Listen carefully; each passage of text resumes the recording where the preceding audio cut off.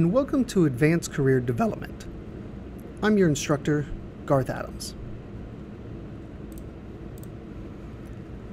Career development is not just about finding a job. It's about acquiring the skills to manage your career at any point along the career development path. Our services are in partnership with you to support you in acquiring all the skills necessary in today's workplace and job search environment. When we are looking to transition from one industry to the next, or looking to get promoted within our industry, or for some of us, we're just looking for our first job, the most common question I get is, where do I begin? I have no idea where to start. I'm not really sure what is out there that I can do. I mean, I can do anything, but I'm not sure what is it you want to hear. Now, like you, I made the decision in 2001 to change careers, industries altogether. When I made that decision, my friends, my family, and my coworkers all had their input. Now, all I have ever known was to send my resume and hope to get a call, to just apply online. After a while, I learned this wasn't the case anymore, and I needed to do more on my end. Those around me wanted to help, and some had some good suggestions, while others, I learned, were just telling me what I wanted to hear. After all, it's not their job to find me a job. After a year of unsuccessful interviews and zero progress, I decided to learn more about myself. With a sales background, I thought I knew how to sell myself, but the more I began to look at it, the more I realized I did not. I could not answer the dreaded question, "Tell me about yourself." It was at this time I developed this program. This is about taking control of yourself and your career at any point along your career path. This is about mastering the process, learning the resources available to you, how to use them, how to pitch yourself to someone you don't even know, and getting excited about reaching your goals. It's going to be a roller coaster of emotions to deal with, so we'll look at how important your mindset is throughout the process and how it impacts on your outcomes. So relax, open your mind to some new techniques, and let's reach your goals together. Now today we'll begin taking a look at what your goals are. How do you piece together your past by using a master sheet? How do you deliver this information to a company that you're interested in? So we'll discuss portfolios as well. Once we have a better idea of what we want, we're going to create a resume and a cover letter towards your goals. We'll also begin looking at the importance of having professional references. We will discuss the hiring process, the technology that's being used today, and why employers have created the process the way it is now. We will review to maximize telephone interviews, panel interviews, group assessments, video interviews, stress tests, and even personality assessments. There are pros and cons of social media, and there's a certain etiquette that goes behind it. In Unit 5, we'll talk about creating a new job search and gearing it towards your goals, not based on title, but based on your qualifications and skill sets. We will learn about market analysis and economic development to target specific companies we wish to work for. We will begin to piece together some of the answers to common questions that come up in an interview, the resources to look up your market value, how to understand the market value, and what people are currently being paid in that position. How to negotiate your specific salary, because there's more than just money to negotiating your salary, so we'll also look at the benefits that are available in negotiating. In Unit 7, we will continue to prepare your answers for an interview. We will look at your specific answers that you will use in an interview and create cue cards. And finally, we will discuss mock interviews and how to set that up, how to follow up after an interview, looking at the proper procedures and etiquette when doing so, and we'll also discuss how to keep the dream alive. After all, now that you have the job, you do have to keep the job. So before we begin, I want us to start opening our mind a little bit about what motivates us.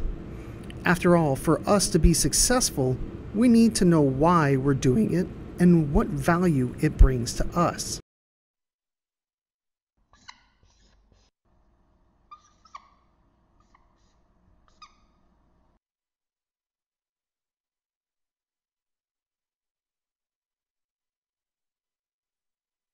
Our motivations are unbelievably interesting. I mean, I've been working on this for a few years, and I just find the topic still so amazingly engaging and interesting. So I want to tell you about that. The science is really surprising. The science is a little bit freaky, okay? We are not as endlessly manipulable and as predictable as you would think. There's a whole set of unbelievably interesting studies. I want to give you two that call into question this idea that if you reward something, you get more of the behavior you want. If you punish something, you get less of it. So let's go from London to the mean streets of Cambridge, Massachusetts, in the northeastern part of the United States. And let's talk about a study done at MIT, Massachusetts Institute of Technology. Here's what they did. They took a whole group of students, and they gave them a set of challenges. Things like memorizing strings of digits, solving word puzzles, other kinds of spatial puzzles, even physical tasks like throwing a ball through a hoop. Okay, they gave them these challenges, and they said to incentivize their performance, they gave them 3 levels of rewards. Okay? So if you did pretty well, you got a small monetary reward. If you did medium well, you got a medium monetary reward. And if you did really well, if you were one of the top performers, you got a large cash prize. Okay? We've seen this movie before. This is essentially a typical motivation scheme within organizations, right? We reward the very top performers. We ignore the low performers and the other folks kind of in the middle. Okay, you get a little bit. So what happens? They do the test. They have these incentives. Here's what they found out.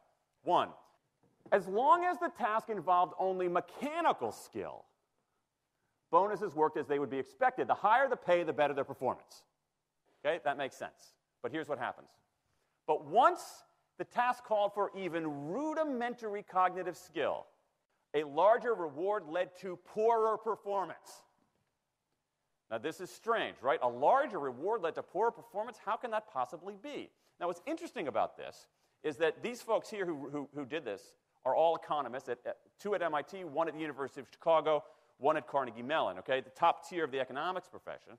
And they're reaching this conclusion that seems contrary to what a lot of us learned in economics, which is that the higher the reward, the better their performance. And they're saying that once you get above rudimentary cognitive skill, it's the other way around.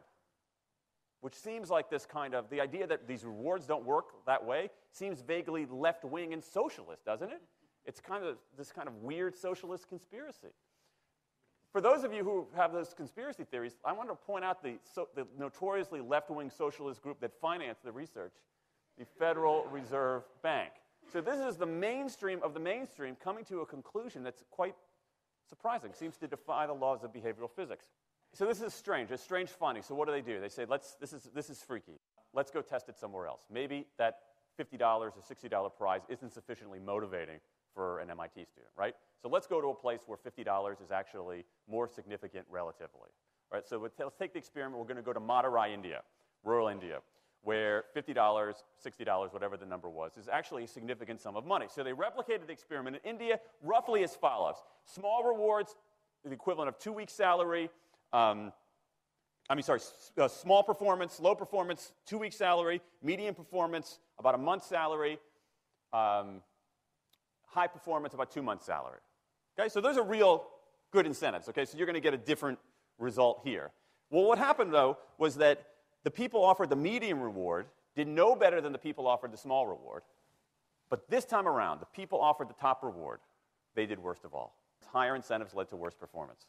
What's interesting about this is that it actually isn't all that anomalous. This has been replicated over and over and over again by psychologists, by some extent by sociologists, and by economists, over and over and over again.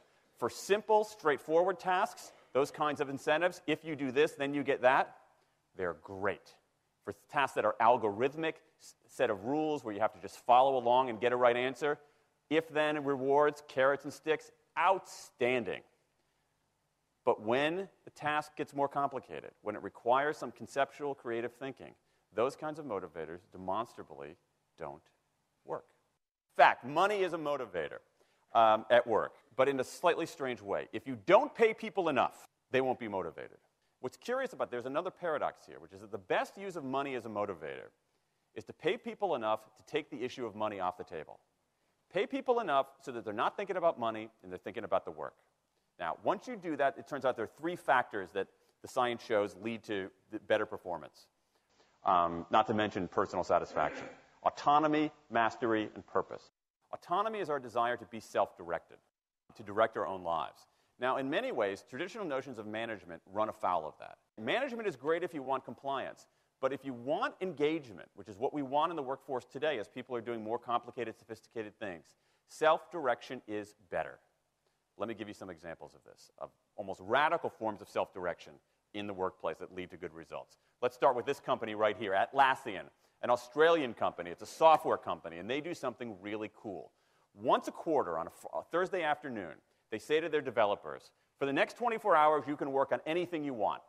You can work on it the way you want. You can work on it with whomever you want. All we ask is that you show the results to the company at the end of those 24 hours in this fun kind of meeting, not a star chamber session, but this fun meeting with beer and cake and fun and other things like that. It turns out that that one day of pure, undiluted autonomy has led to a whole array of fixes for existing software, a whole array of ideas for new products that otherwise had never emerged.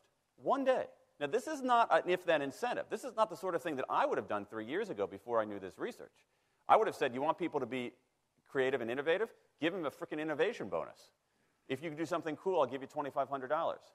They're not doing this at all. They're essentially saying, you probably want to do something interesting. Let me just get out of your way. One day of autonomy produces things that had never emerged. Right, let's talk about mastery.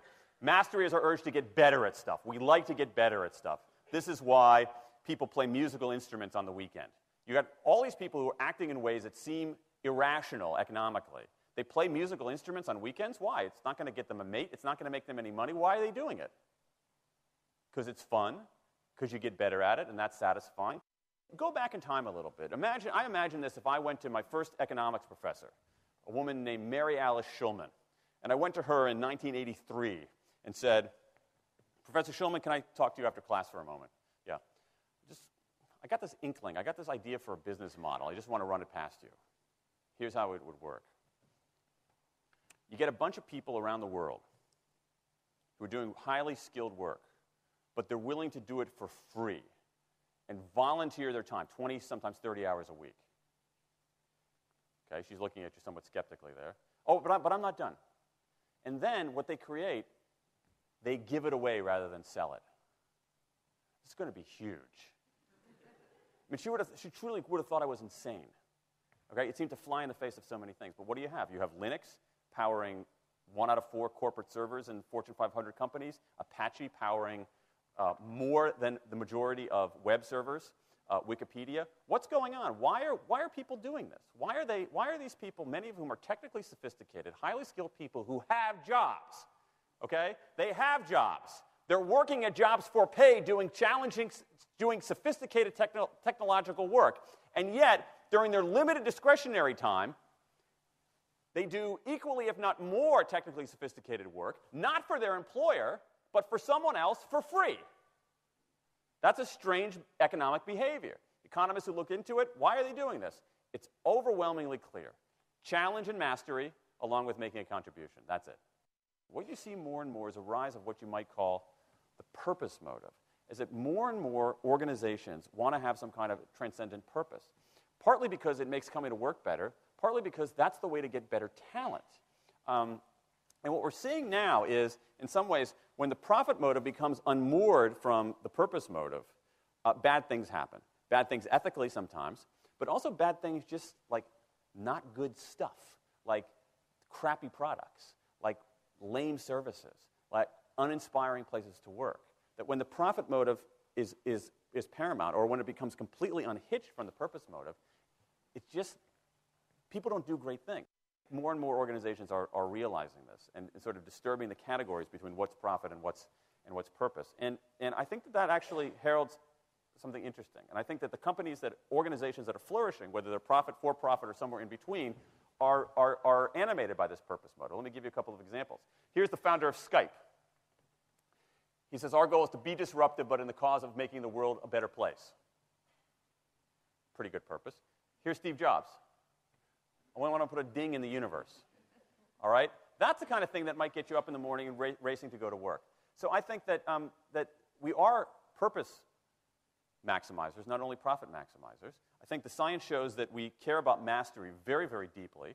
And the science shows that we want to be self-directed. And I think that the big takeaway here is that if we start treating people like people and not assuming that they're simply horses, slower, smaller, better-smelling horses, if we get past this kind of ideology of carrots and sticks and look at the science, I think we can actually build organizations and work lives that make us better off, but I also think they have the promise to make our world just a little bit better.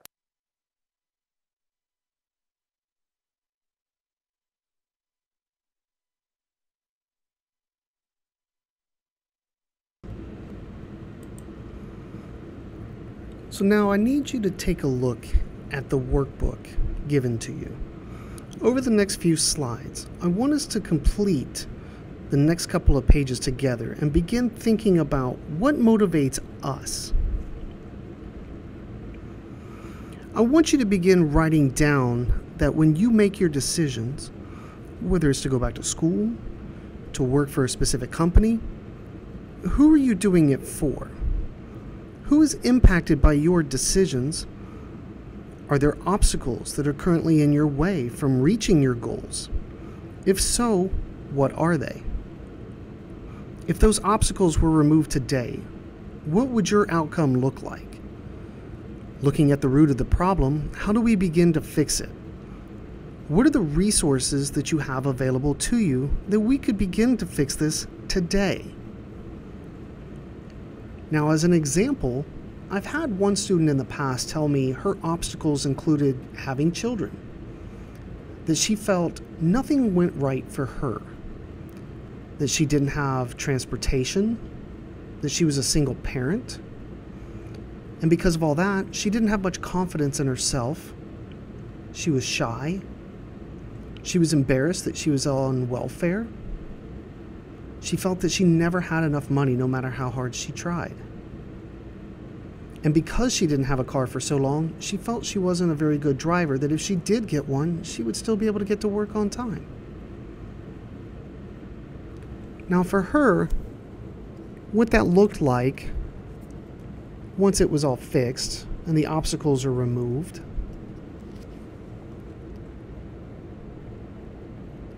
her finances, right? She would be able to have less stress because now she could pay her bills. Eventually, she just wanted it to be her and her kids without any negative energy around her. She saw herself driving a car and being even more dependable to make it to places on time, especially for her children. And she felt like her life in general, there would be less depression. She would be more active and healthier because of it, and she would be able to uphold her career path. Now, the two most important pieces of this exercise is writing down your thoughts and being able to visualize them. If you can visualize the outcome as a positive outcome, then in the near future, your mind will get creative enough to find a solution. Some may tell you, you can't do that. It's not possible. And if we believed everything that someone told us, as a society, we never would have progressed forward. For example, no one believed you could walk into a room, flip a switch, and the light would come on. No one believed you could fly like a bird through the air. No one believed you could sail around the world without falling off, or that a 4-minute mile was even possible. As a matter of fact, people thought you couldn't even put a person on the moon. No one believed that if you could work hard, you could achieve your goals. None. Yet, fortunately for us, throughout history, there have been major successes in electricity, flight, science, and math. Except no one told you how each success began. It began with failure. Time and time again, there was failure. There were negative people around them telling them, you cannot do that. This is going to be about blocking out the negativity and visualizing the positive. The end result is creating a solution and achieving your goals on your terms. Now, at the top of the next page, what is the difference between a dream and a goal? And do you have them? Now, personally for me, in my opinion, the difference between a dream and a goal is a deadline. We can imagine the greatest things. We can come up with a structured plan to achieve them, but every goal always has a deadline. Once you dream of it, once you think of it, you structure it and put a deadline to it. Because then you have a goal. Something that is achievable in a timely manner.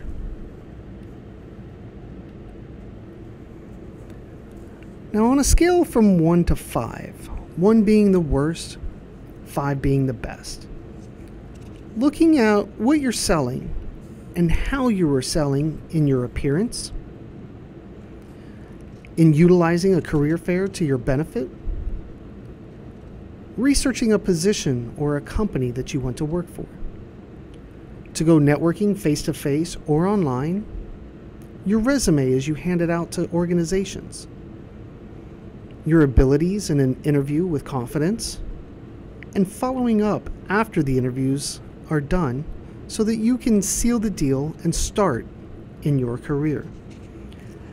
Rank yourself on each one of these items.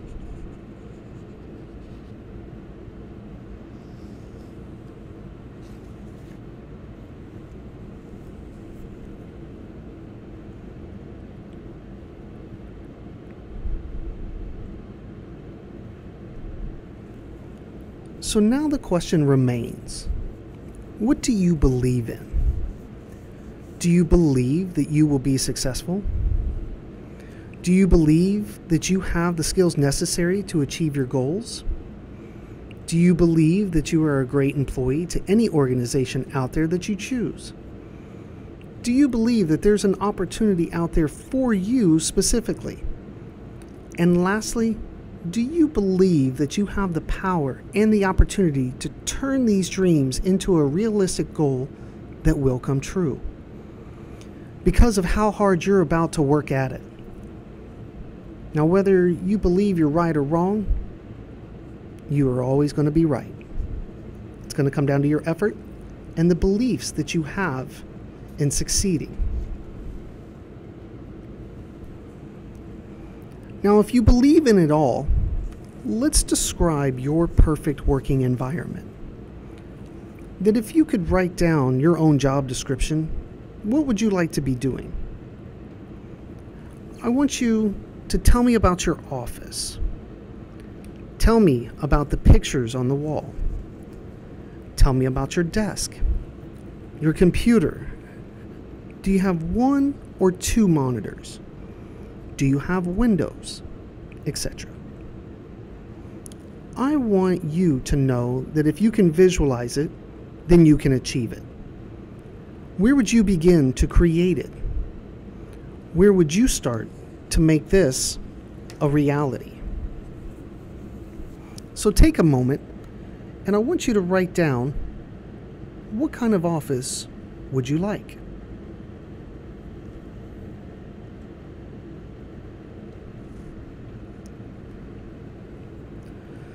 Instead of looking at what's available online, looking at job descriptions over and over, realizing none of them are a 100% match, you need to understand early on that you will never be a 100% match with any job description. Unfortunately, as of now, no one knows you and no one knows your abilities until you tell them. A skills matrix is designed to help you determine what you want to do. When you look at a job description, I want you to begin picking and choosing from that job description what you love to do. As you go through your professional development, your education, your certification courses, I want you to take note of what you want and enjoy doing. For some, they really enjoyed the analytical side of accounting. In accounting, maybe you will be working with QuickBooks, spreadsheets, pivot tables, general ledgers. These are just a few examples of what you could be doing. But I want to know, out of this group, what would you want to do the most? Even if it's only one line out of a job description, I want you to begin writing it down on your skills matrix. You may come across things in your education that you're not as proficient at just yet, and that is okay. If you want to do it in the future career, then write it down on the skills matrix. There are 2 columns here. One says yes, and one says not yet.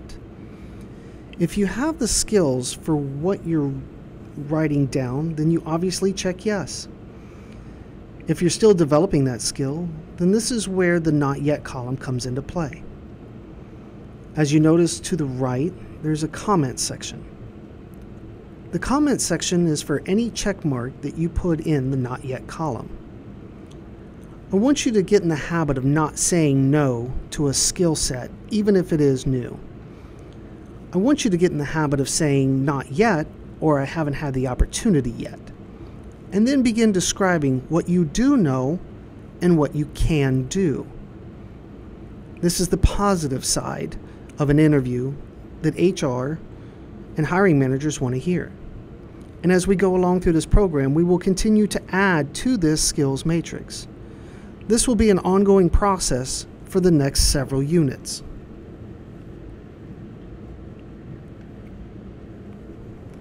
For most of us, we need to begin to remember our past.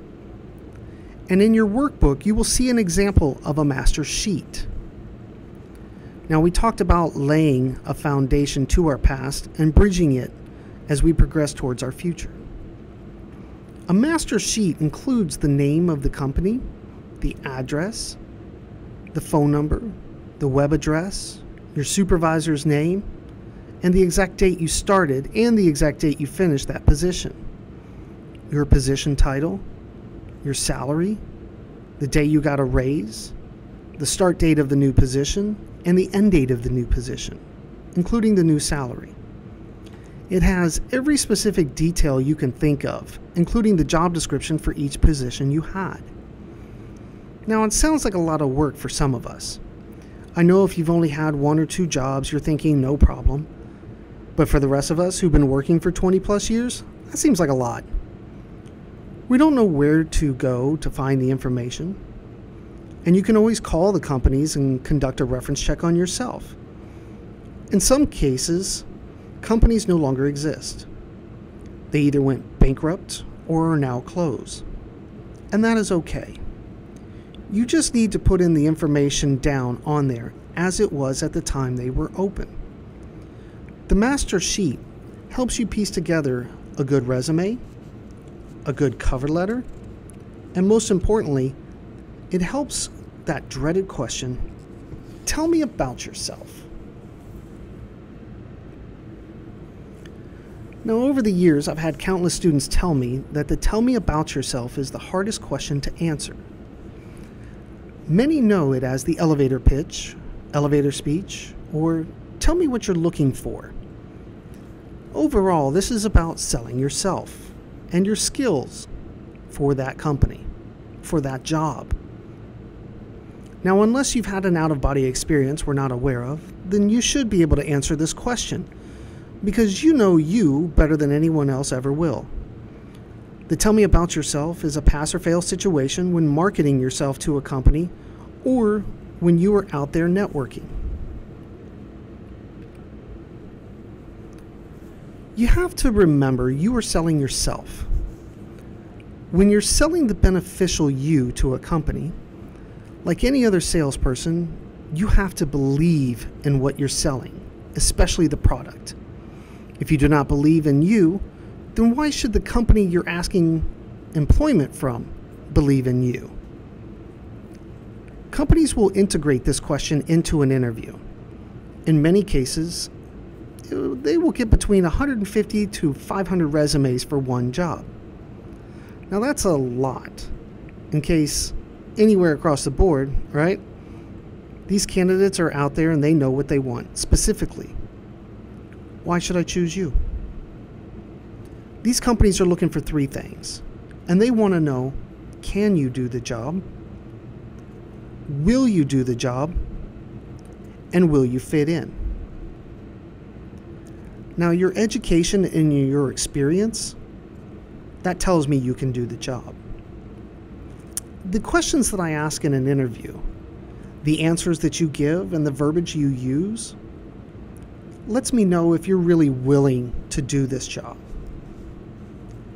And I had a CEO tell me once, she explained it probably better than anyone else. She said, I broke it down. I see my family 15% of the time when I'm not sleeping. The other 85% of the time I spend with my coworkers and at the job. Now, if I love my family 15% of the time, at 85% of the time in an interview, I better at least like you.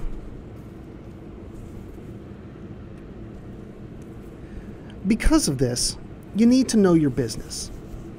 You need to have a better understanding of your market. And to do this, we need to begin to study the product, which is you and the benefits you bring not only to the market, but to the company. You never want to force yourself into any situation that you know is not a good fit for you.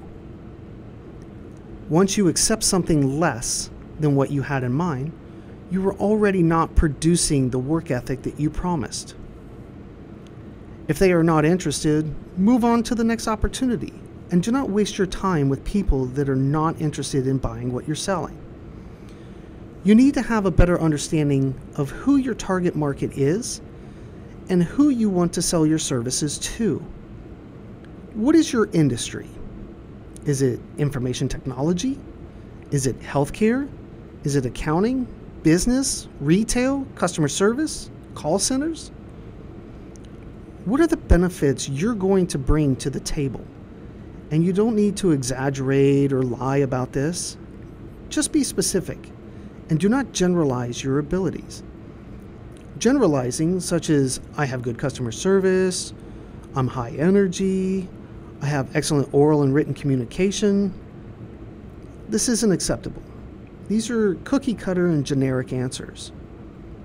You need to walk into every opportunity with the mindset of, this is mine. It's either now or never. And to do this, it takes confidence, not arrogance. And we're going to teeter that line so that we can persuade someone you're the right fit for them.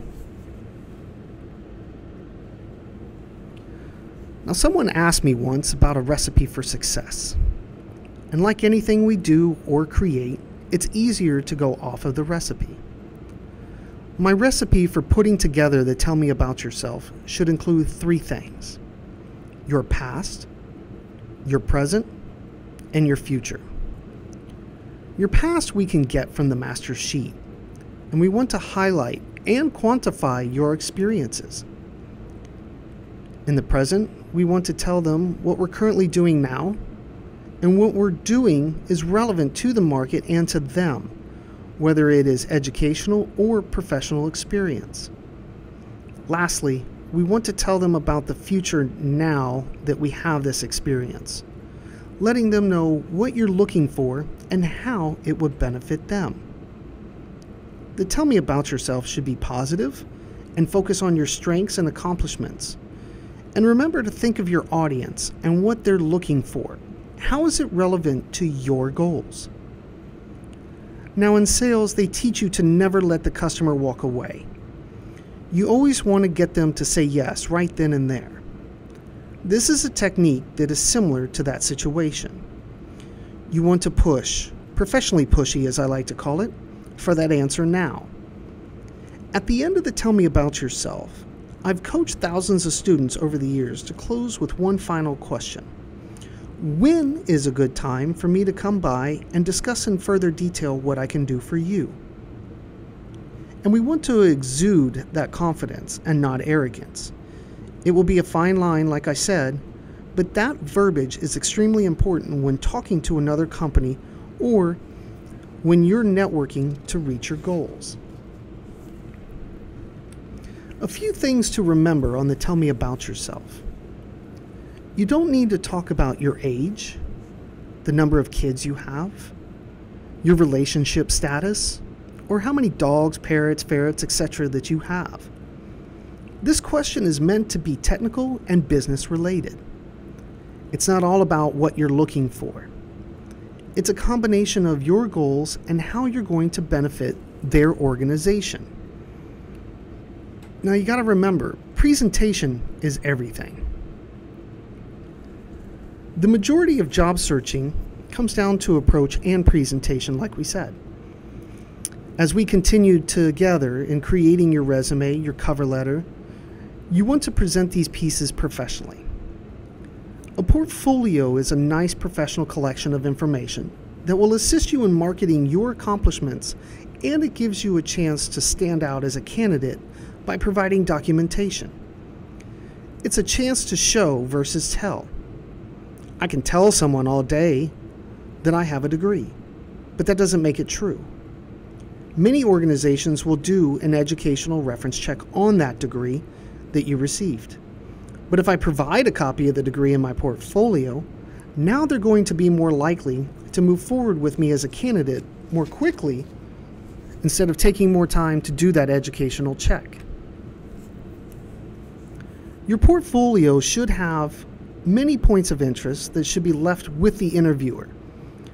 This is not something that you're going to take back at the end of an interview because you're not sure they're going to hire you.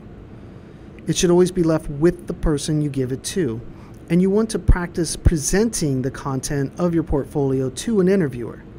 Never just throw it out and say, "Here you go, look through it." For example, when we discuss in an interview my accomplishment or a particular education or certification, I'm going to look at this opportunity to transition to my portfolio and pull it out and say, "I actually have a copy here for you, let me show you." Do not expect the employer to ask about your portfolio or to look through the entire portfolio. You need to find specific transitions to your portfolio in the conversation. Your portfolio should be presented professionally, whether it's in a folder or a binder, and it should always consist of sheet protectors. Let me show you a few items you should include in your portfolio. Resumes, transcripts, degrees, certifications, maybe a list of some accomplishments that you've had, samples of your work and reports. Now, a disclaimer on that is you want to show samples. Do not give them the entire creation of work and reports that you've done, because now that you've handed that over on a silver platter, I don't need you. Awards, honors, professional development. For some industries, we require CEUs, maybe a sample of an employee review, reference letters or letters of recommendation, and in some cases, typing speed.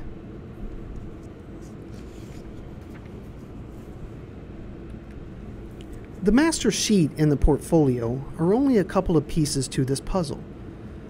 Another piece to the puzzle is a personality assessment. Personality assessments do not give you a right or wrong answer. It does not tell you if you're good at your job. Personality assessments tell me as an employer if you're going to fit in. It tells me how you like to be trained. How do you like to be managed? How do you problem solve? And are you analytical? It will help us as an employer to get a better understanding of who you are and in what environment you will be the most successful in. The environment is where we want to go. We struggled to answer the "tell me about yourself." We struggled to answer the benefits to working for an organization. We struggle with the strengths and weaknesses. And now the answers are in front of us if we know how to read a personality assessment. And that's the first thing we need to do. Next class, we will discuss your resume and cover letter and focusing it on what you want. Now, your homework will be at the end of this unit in your workbook. And when looking at it, your first assignment is to begin developing the "tell me about yourself." You will see a link to complete a personality assessment. And when you finish, I want you to copy and paste the results from each section into a Word document, and then set a time to meet with me to go over the results one-on-one. Those of you wanting to create a master sheet for yourself, there will be an example of one that I will give you in the workbook. You may email me any questions at any time, and I look forward to our next session. Thank you for joining.